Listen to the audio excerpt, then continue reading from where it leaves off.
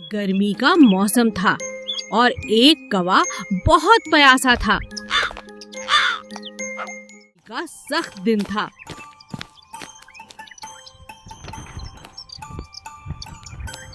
बहुत प्यास लग रही है। कौवा एक घड़ा देखता है।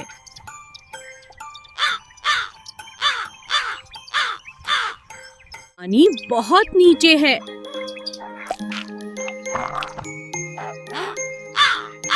मुझे एक तरकीब सूझी है। कौवा घड़े में कुंकर डालने लगा। अब मैं पानी पी सकता हूँ।